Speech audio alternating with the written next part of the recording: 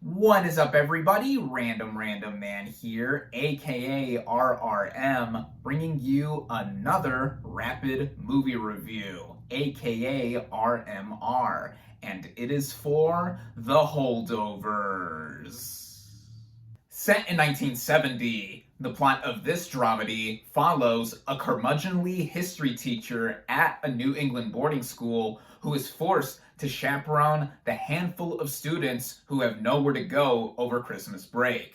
That said teacher is played by Paul Giamatti, whose personality is very uptight and much disliked across the rest of the campus. And then his appearance is complete with a lazy eye and a thick mustache. Rounding it out, though, is a sense of relatability to his character and us seeing why he is alone, not just during the holiday season, but all the time. And that arc that carries across the narrative gives not only one of the best leading film performances of the year, but also one of the best of Giamatti's career thus far. Also giving one of the best film performances of the year thus far is Divine Joy Randolph as the head cook, who also stays behind. Her character is going through a lot, given how she had recently lost her son in the Vietnam War and is going through it with a lot of grief. There's also a sense of sass that she has in giving the movie levity with her humor and a lot of heart to it as well, in being a lot of that emotional center.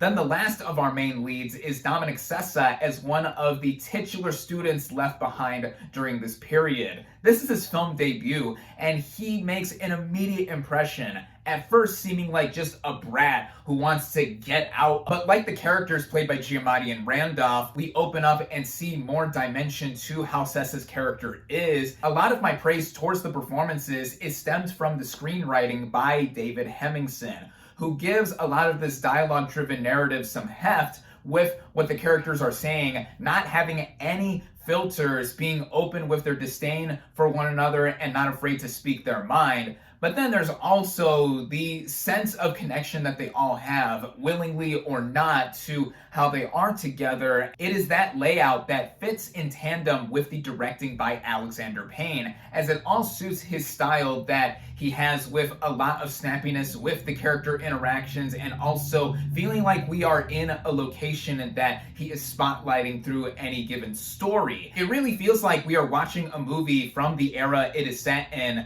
right from the opening, in that it has the R-rated title card at the beginning and its opening credits all connected through, and how it has a grainy look to it that is not overbearing, but it is noticeable to have a niche sense to how we are seeing this from a view that is decades old. And then with the production values here, whether it is the desolate looking snow-filled campus of Barton Academy or with the movie taking place later on in Boston, this movie really has a sense of realism here that I think has it running across its just over 2 hour and 10-minute running time to feel like a complete package. I think that this Christmas set film is an instant Christmas classic. It is a gift of a movie, no pun intended, and not just being a transport to a literal bygone era. It is also a reflection of, no matter where you are or the time or place, the holidays are not always easy for everyone, and also just having a sense of togetherness, which is what everyone should have. Even with myself, seeing this thing just this morning in theaters and being the only one in attendance for the screening. But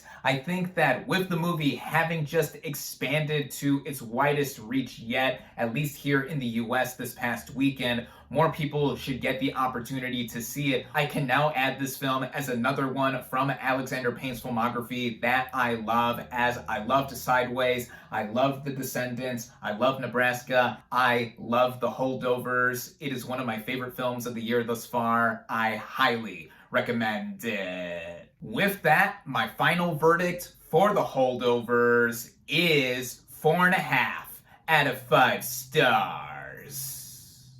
Thank you all, as always, for watching. Be sure to like this video, comment on what you thought of The Holdovers, social media links in the description, subscribe to my channel for more, and I'll catch you on the next movie review.